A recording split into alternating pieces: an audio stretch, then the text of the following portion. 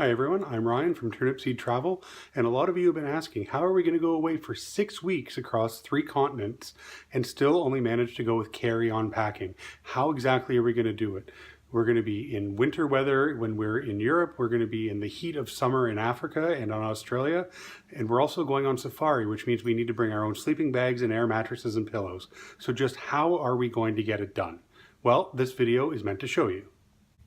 At first, it can seem a little bit overwhelming when we have all of our clothes, the cameras, the chargers, the extra batteries, the Mophie for recharging, the power cables, the pillows, the sleeping bags, the air mattresses.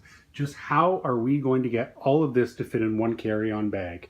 It can seem a little bit overwhelming, and well, this is how we're going to do it. First of all, we are going to start with our carry-on bag. The carry-on bag is the most important thing that you have in your arsenal. So the bag we are starting out with is called the Osprey Porter 46. 46 stands for 46 liters. This is the largest soft-sided backpack that you can have that meets carry-on requirements for all major airlines. This is going to be the start.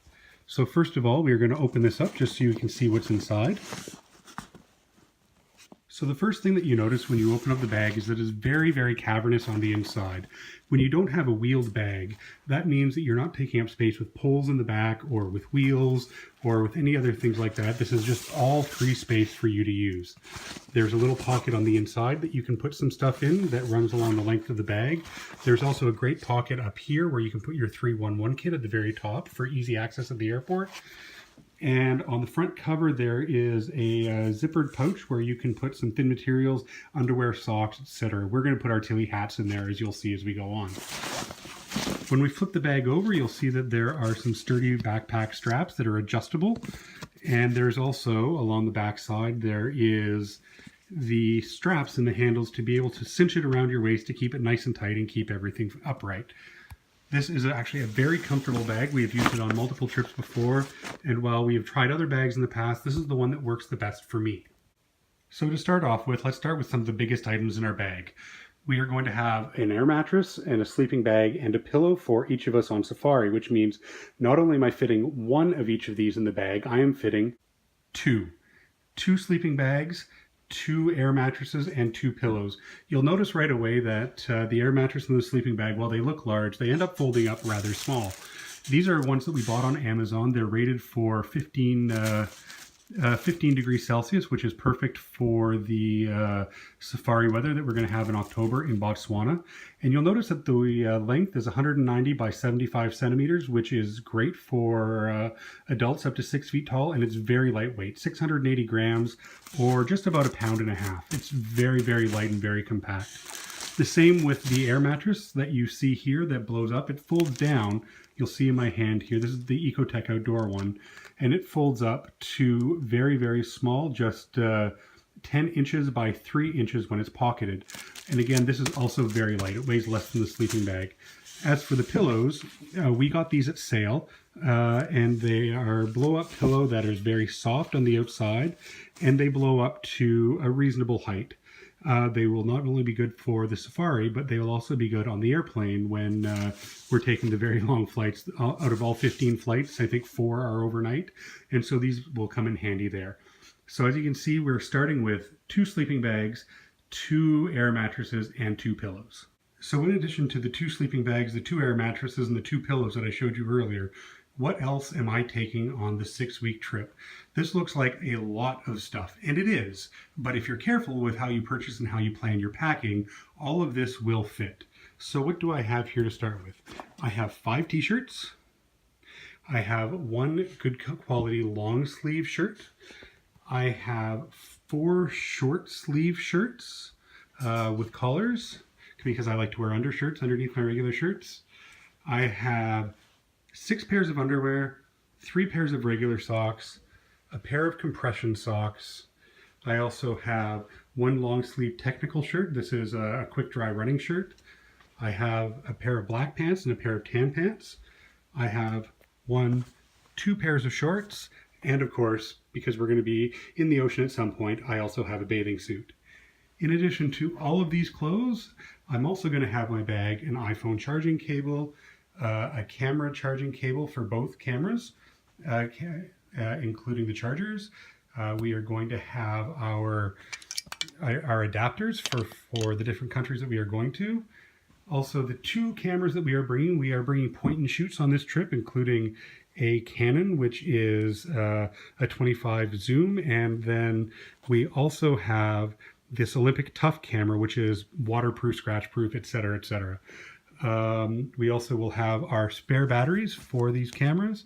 We will have the Mophie for recharging on the road when we have to. And of course, we always bring with us a Belkin, which will plug into the adapters to allow us to plug in 2 USBs and up to 3 regular plugs, which will be handy for Vanessa, who's bringing a laptop with her on the trip. And again, all of this is going in that bag. So how are we going to get all that stuff in the bag? Well, first of all, I'd like to point out that if you don't have packing cubes, you should go and get yourself some right now for your trip. They can come from as small as the palm of your hand to a little bit bigger and all the way up to a decent size where you can actually put a lot of stuff on the inside, which I will show you as we go along. This also helps keep your bag organized so that you can pull out either one outfit at a time or all your shirts at once so that you can select the one you want. Keeping your bag organized makes things so much easier on such a long trip, and they also really help out when it comes to laundry. I also forgot to mention that not only is all this going in this bag, but I'm also bringing a pair of hiking shoes and a pair of flip-flops as well. So let's see how things go into the packing cubes. So a couple of things about the things that are going in the cubes before I get started by rolling things up and putting them in. One, you're going to notice that all of the shirts that I have, this one is Under Armour, they are all dry fit nylon or polyester blend shirts that when they roll up extremely small, so they are not bulky. Having the dry fit shirts or the technical shirts really, really helps. The same goes for the pants. Both my pairs of pants are dry fit technical pants. This pair, which is from Eddie Bauer, folds up really, really small. They are extremely light. And the other pair of pants that I'm bringing with me is also the same, except these are from Nike, and these are actually golf pants. But they are made to be light, they are made to be quick drying, and they are going to be the savior of your packing. Everything that you can bring that is dry fit and that is made of polyester and nylon will definitely help. Including the long sleeve shirt. This one is from Eddie Bauer. They make a great line of travel clothing, as well as some of those other technical shirts that you see over there. You can both be fashionable, but still make sure that you're leaving yourself a lot of room for packing. All right, so let's get started. So the first thing that you're going to notice is that I have the sleeping bag, the air mattress, and the pillow all within one stuff sack. This one was one that I got at a travel conference, which was very, very nice.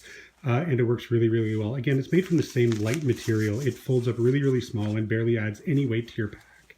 But as you see, when these 2 bags are closed, you're going to see just how much room you save and exactly how they fit in the pack.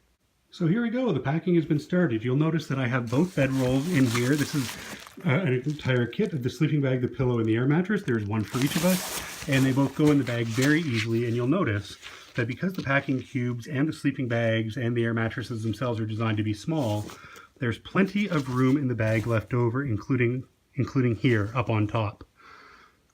Let's keep going. So here you have it, folks.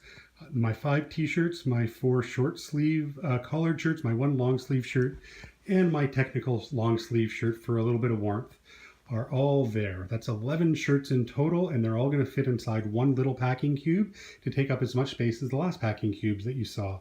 Now, a lot of you might be asking, why are you taking so many shirts with you? And normally I would say you are right. This is a lot. However, because we are not going to have access to laundry while we're on safari, and because it's going to be 40 degrees Celsius or over 100 degrees Fahrenheit every day, and because, well, frankly, I sweat, I like to have an undershirt and a long sleeve or a collared shirt over top so that I don't feel so gross all the time. And then when I'm out on the bus or on the Jeep, I can take off one layer and still have a dry layer on with me so I don't have to keep going back to my bag. Normally I wouldn't take this many, this is a lot, but we can show how all of this will work. And now here you have it, one bag, all the shirts, and slides nice and easily into my pack-set to go along with the bedding that's already there. I'm not going to show you rolling up and packing both the pants, the bathing suits, the socks, the underwear, etc., but I will show you all that when it's done. So now, as you can see, we are all packed up and ready to go in the bag. I have all my socks and underwear, my shorts and my pants. These are packing cubes that are smaller than the other packing cubes that you've seen earlier. I'm also bringing a pair of binoculars that I didn't tell you about earlier because we are on safari in Africa, as well as this nice parachute material day pack. It's about 26 liters and it's perfect for when you don't want to carry your big backpack with you, but still take a couple of things like water bottles, etc. on the road. I also have our two Tilly hats that we are bringing on safari, and because I like ball caps, I'm also bringing one of those. Lastly, I have the electronics, and for the electronics, I like to use a bag within a bag system. The reason for that is simple. I'll pull this one out. Inside here, you'll see that we have the Belkin, which we use for power. I have both cameras. I have the Mophie, etc. And in this bag, when you open it up, it's all of the charging cables, the spare batteries, etc. Having a bag within a bag means you get to keep everything together, but even more organized than normal. So let's back up and we're going to put all of that in there, and then we're going to add the shoes. All right, we're almost ready. Got the shoes now, so let's do this. And there you have it. The Osprey Porter 46 is fully packed. It has some cinch straps on the front so you can pull everything tighter. And when you flip it over, you'll notice the back is nice and smooth. Because you're using packing cubes, it means that you're going to have very nice support on your back, in addition to using the waist straps. You're also going to notice that when you look at it, it is not that thick of a bag. It does meet all carry-on dimensions. Now, because we are using a lot of the nylon clothing, the small size sleeping bags, etc., what the nice thing is this bag is very portable. You can move it around quite easy and carry it on your back for long periods of time comfortably. Again, this bag is my favorite of all the bags. This is not an endorsement. It's just a bag that I have grown to love over the years of traveling. So there you have it. The bag is completely packed and we are ready to go on our trip. The nice thing about this pack is because we are going on safari, the sleeping bags that we brought, we are actually going to be leaving behind in Africa. The reason for that was because the sleeping bags to rent would have cost us the equivalent of about $45 Canadian. Hi, Oliver. Thank you for coming to help me pack. The sleeping bags that we bought, the lightweight sleeping bags, were only $30 Canadian on Amazon. So in fact, we are saving money, and by being able to fit these in the carry-on bag, we are going to be able to leave those behind and actually increase the space in our bag by 1/3 soon after the trip. So that's it from here. One last tip that we would like to tell you about carry-on packing is that we think that you should be able to pack everything in your bag, including what you're going to be wearing on the plane when you leave. The reason for that is simple. If you can fit even the clothes that you're wearing on your back into your bag when you go on vacation, it means that you're automatically going to have a little bit of extra space on your travel days, which is very nice to have. And it also means that when you're wearing different things throughout your trip, and as your bag slowly gets more slightly disorganized as you go, you are always going to be able to fit what you brought with you on the trip. The other nice thing that we like to do is called throwaway packing. And while I'm not doing it in this instance, one of the nice things about throwaway packing is if you bring an old shirt with you to wear on the plane, an old pair of pants, an old sweater that you are comfortable in, but their time has come. If you bring those along with you, you can get rid of some of those clothes as you go, and they are also lightening your load on your travels. And maybe you can fill up your bag with a couple of small souvenirs, or maybe you can just make sure that you're lightening your load as you go. Either way, those are some of the other tips and tricks that we have. Thank you very much for watching, which I know is a very long video, but this is in fact how you can pack for 6 weeks, traveling through Africa, Australia, and Europe in spring, summer, and fall, respectively, all on the same trip, and still be able to do it in one carry-on bag, including all of your sleeping gear. Again, this is Ryan from Turnipseed Travel. Thank you very much for watching, and we'll see you next time.